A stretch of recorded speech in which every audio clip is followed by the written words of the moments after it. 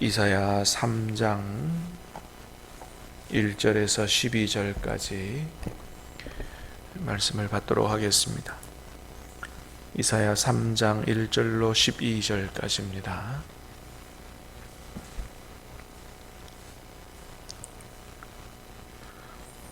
보라, 주 만군의 여호와께서 예루살렘과 유다가 의뢰하며 의지하는 것을 제하여 버리시되 곧 그가 의지하는 모든 양식과 그가 의지하는 모든 물과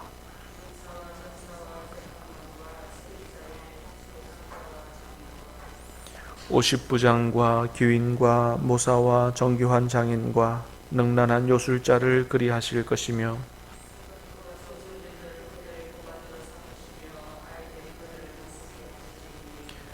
백성이 서로 학대하며 각기 이웃을 잔해하며 아이가 노인에게 비천한 자가 존귀한 자에게 교만할 것이며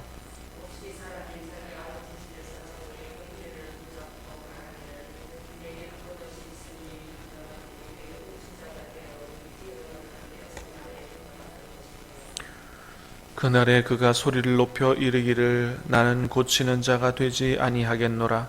내 집에는 양식도 없고 의복도 없으니 너희는 나를 백성의 통치자로 삼지 말라 하리라.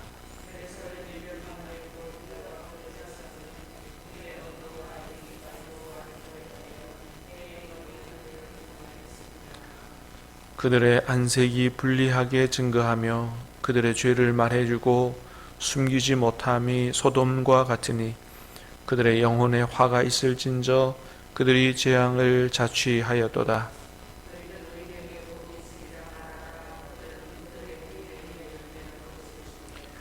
악인에게는 화가 있으리니 이는 그의 손으로 행한 대로 그가 보응을 받을 것임이니라.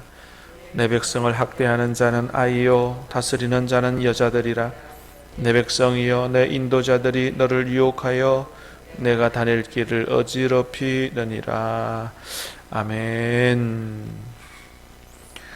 자, 오늘 말씀은 하나님께서 하나님보다 다른 것을 더 의지하는 그러한 남유다를 심판하시겠다 하는 그런 말씀을 보게 됩니다. 자, 1절에서 3절 다시 보도록 합니다. 시작. 보라, 주 만군의 여호와께서 예루살렘과 유다가 의뢰하며 의지하는 것을 제하여 버리시되 곧 그가 의지하는 모든 양식과 그가 의지하는 모든 물과 용사와 전사와 재판관과 선지자와 복술자와 장로와 오십부장과 귀인과 모사와 정교한 장인과 능란한 요술자를 그리하실 것이며. 아멘.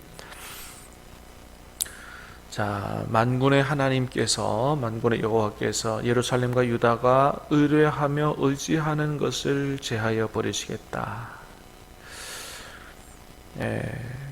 곧 그가 의지하는 모든 양식과 그가 의지하는 모든 물과, 양식과 물을 하나님보다 더 의지하는 거 이거 다 제하여 버리겠다. 또 용사와 전사와 군대죠, 군대. 재판관과 선지자와 이제 지도자들을 얘기하죠. 지도자들, 복술자, 점치는 사람들, 또 장로와 오십부장과 귀인과 모사와 정교한 장인과, 정교한 장인은 경제적인 문제 이렇게 볼 수 있겠습니다. 능란한 요술자를 그리하실 것이며. 자, 하여튼 간에 그것이 양식이든 물이든 군사든 지도자든 경제든 하나님보다 더 의뢰하며 의지하는 모든 것을 다 제하여 버리시겠다라고 하는 거죠. 그래서 그 어떤 것도 하나님을 대신할 수 없음을 알게 하겠다라고 하는 것입니다. 자, 그래서 그게 다 제하고 나서 하나님이 어떻게 하시겠다고 하냐면 4절 시작. 그가 또 소년들을 그들의 고관으로 삼으시며 아이들이 그들을 다스리게 하시리니. 자, 모든 지도자들도 다 제하여 버렸죠. 그러니까 그 나라가 어떻게 되겠어요? 그 다음에는 하나님께서 소년들을 그들의 고관으로 삼으시며, 아이들이죠. 그 다음에 아이들이 그들을 다스리게 하시며, 마찬가지입니다. 여기 쓰인 아이들이라고 하는 말은 유년기서부터 청년까지 이게 전체적으로 아우를 수 있는 단어입니다. 꼭 아이들이 유년 아이들이 아니라도 청년들일 수 있는데, 근데 이제 그보다는 이게 그 아이들이라고 하는 말이 어리석은 이런 의미가 있습니다. 어리석은. 그러니까 그 지혜롭지 못한 거죠. 지도자답지 못한 어리석은 사람들을 앉히겠다. 경험도 없고 분별력도 없는 이런 사람들이 이제 높은 자리에 지도자로 앉게 되는 것이죠. 자, 그러니까 소년들이나 이렇게 어리석은 사람들이 고관의 자리에, 높은 자리에, 지도자의 자리에 앉게 되니 나라가 어떻게 되겠느냐. 자, 5절 시작. 백성이 서로 학대하며 각기 이웃을 잔해하며 아이가 노인에게 비천한 자가 존귀한 자에게 교만할 것이며. 나라에 아주 거의 공황 상태에 빠지게 된다는 거죠. 백성이 서로 학대하며 각기 이웃을 잔해하며 살만한 사회가 못 되는 거죠. 아이가 노인에게, 비천한 자가 존귀한 자에게 교만할 것이며 함부로 대한다. 아이가 연세 든 노인에게도 어르신에게도 함부로 대하는 이런 사회가 된다.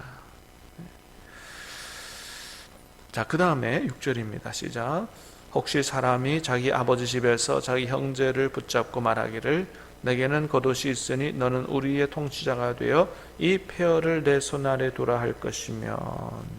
자, 그래서 어떤 일도 발생하냐 하면 내게는 겉옷이 있으니 우리의 통치자가 되라. 이 폐허를 내 손 아래 두라. 여러분, 그러니까 하나님께서 제일 처음에 주 만군의 여호와께서 그랬어요. 1절에 보니까 하나님께서 만군의 여호와는 모든 세상의 군대의 하나님이시다. 이런 의미잖아요. 하나님은 어떤 나라의 군대도 움직일 수 있다. 그래서 예루살렘을 심판하시기 위해서 하나님 바벨론 군대를 움직이시죠. 그래서 모든 것들을 폐허로 만드시는 거죠. 나라가 멸망으로 가도록. 그런 상태니까 뭐가 남아 있겠어요? 그러니 형제들끼리도 너는 겉옷이 있으니, 그러니까 네가 우리보다 조금 형편이 낫지 않느냐, 그러니 너가 통치자가 되어달라, 이렇게 한다는 거예요. 그러니까 그 사람이 정말 지도자가 될 수 있는지 없는지 그거는 생각할 수도 없어요. 네가 조금 우리보다 나니까 통치자가 되라, 이런 말도 안 되는 일이 벌어진다. 자, 그런데 7절 시작. 그날에 그가 소리를 높여 이르기를 나는 고치는 자가 되지 아니하겠노라. 내 집에는 양식도 없고 의복도 없으니 너희는 나를 백성의 통치자로 삼지 말라 하리라. 자, 그날에 그가 소리를 높여 이르기를 나는 고치는 자가 되지 아니하겠노라. 그러니까 지도자가 되지 않겠다 그런 거죠. 내 집에는 양식도 없고 의복도 없으니 너희는 나를 백성의 통치자로 삼지 말라. 그러니까 그나마도 뭐예요? 통치자가 되려고 하는 사람이 아무도 없다 이거예요. 그러니까 지도자가 이제 완전히 없어지는. 자, 아까는 뭐냐면 그 어리고 어리석은 자가 지도자가 됐죠. 근데 이제는 그나마 그런 지도자도 없는, 아무도 지도자가 되지 않는 무정부 상태가 되는 것이죠. 한마디로 말하면 재앙을 만난 거죠. 재앙을. 우리는 이런 말씀에서 우리 일단 두 가지 교훈을 얻습니다. 첫 번째는 뭐냐 하면 우리는 우리에게 있는 그 무엇도 하나님보다 더 의지해서는 안 된다라고 하는 것입니다. 그것은 바로 재앙으로 가는 길이다. 하나님보다 더 의지하는 것은 재앙으로 가는 길이다. 그 무엇도, 그 어떤 것도 하나님을 대신할 수 없다. 우리에게 있는 모든 것은 다 하나님만하게 의지할 수 있는 것이 아니고 하나님이 우리에게 주신 선물에 불과하다. 자, 두 번째는 지도자가 없는 사회는 재앙을 만난 사회다. 그러니까 지도자가 없는 사회만큼 또 재앙이 뭐냐 하면 어리석은 사람이 지도자가 되는 것이다. 그래서 좋은 지도자 만나는 것이 얼마나 큰 하나님의 축복이다라고 얘기할 수 있는데, 그러기 위해서는 우리가 정말 좋은 지도자를 키워내는 그런 사회가 돼야 된다라고 하는 것이죠. 근데 사실은 우리나라가 가난했다가 먹고 사느라고 바빠가지고 좋은 지도자 길러내는 일을 잘 못했어요. 학교에서도 잘 못하고. 사실은 이 사회가 좋은 사회가 되려면 학교에서 우리 모든 아이들이 잠정적으로 미래에 다 지도자가 된다라는 생각을 가지고 좋은 지도자를 길러내는 교육을 해야 됩니다. 그래서 리더십 교육도 좀 할 필요가 있고, 좀 인성 교육도 할 필요가 있고, 이렇게 해야 되는데 그런 교육은 잘 받아보지를 못하죠. 리더십 교육을 학교에서 언제 하겠습니까? 근데 그럴 필요가 있다라고 하는 것이죠. 근데 그런 교육을 한 번도 안 받아봤다가 어느 날 지도자가 되니까 이제 문제가 생기기 시작하는 거죠. 지도자는 그냥 이렇게 막 할 수 있는 게 아니기 때문에 그렇습니다. 여러분, 가장 훌륭한 지도자는 어떤 지도자겠어요? 가장 훌륭한 지도자는 하나님의 마음을 알고 하나님의 마음을 가진 지도자가 가장 훌륭한 지도자인 줄 믿습니다.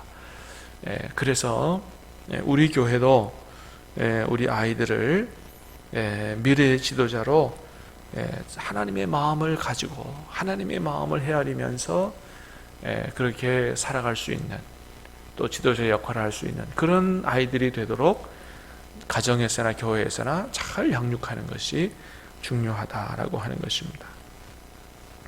막스 베버라고 하는 사람은 그런 얘기 했습니다.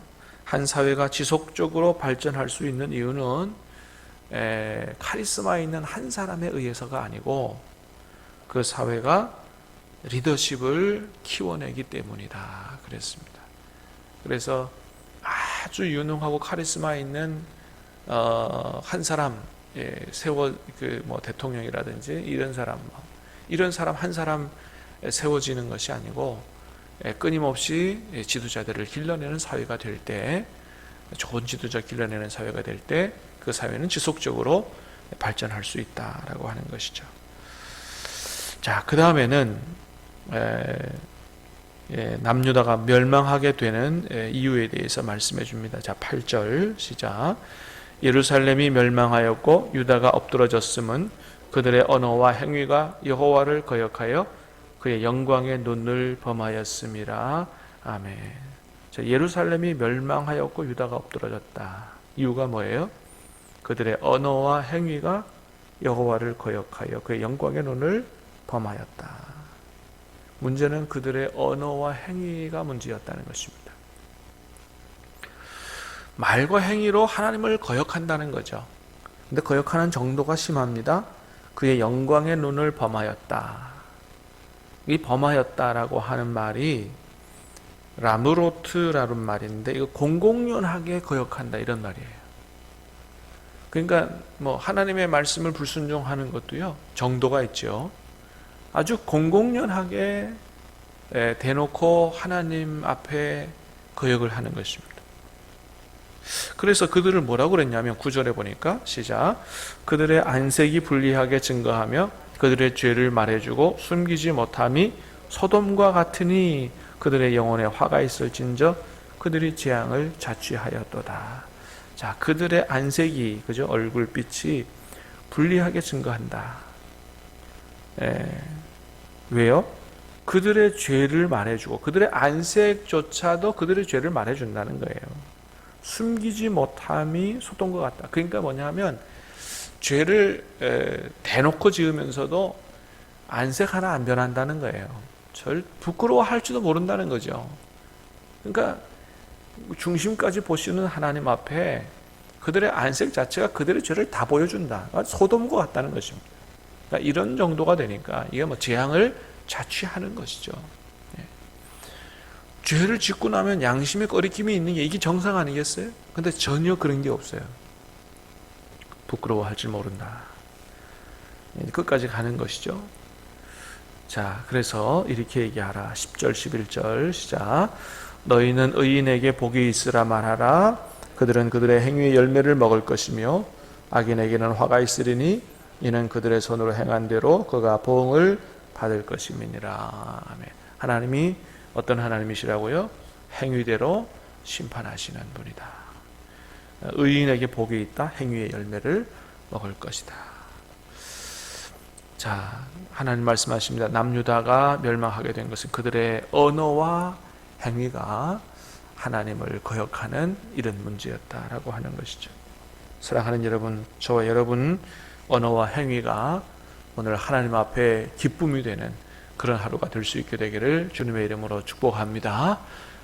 우리나라가 하나님의 복을 받는 나라가 돼서 이제는 좋은 지도자를 길러내는 그런 나라가 되고 정말로 하나님의 마음을 가진 지도자들이 세워짐으로 하나님의 복을 받는 나라, 전 세계 열방의 축복의 통로가 되는 아름다운 역사가 일어날 수 있게 되기를 주님의 이름으로 축복합니다. 기도하겠습니다. 은혜로우신 주님 감사합니다. 오늘 이 아침에 우리에게 생명의 말씀을 주시고 참으로 우리가 어떻게 하나님을 섬기고 살아가야 될지 다시 한번 깨달아 알 수 있도록 은혜를 주시오니 감사합니다. 그 무엇도 하나님보다 더 의지하는 어리석음을 범치 않게 도와 주시옵소서. 그 어떤 것도 하나님을 대신할 수 없음을 깨닫게 해 주시옵시고 오직 하나님을 우리의 생명보다 더 의지하고 의뢰하는 그런 믿음으로 살아갈 수 있도록 도와 주시옵소서. 아버지 하나님, 이 나라 좋은 지도자 만나는 하나님 축복의 나라가 되게 도와주시옵시고 참으로 오늘도 우리의 언어 행실이 성령의 통치를 받고 주님의 인도를 받음으로 말미암아 하나님 앞에 기쁨이 되고 영광이 되는 그런 복된 하루로 살아갈 수 있도록 우리를 지배해 주시고 주장해 주시고 인도해 주시옵소서. 예수님 이름으로 감사하며 기도하옵나이다. 아멘.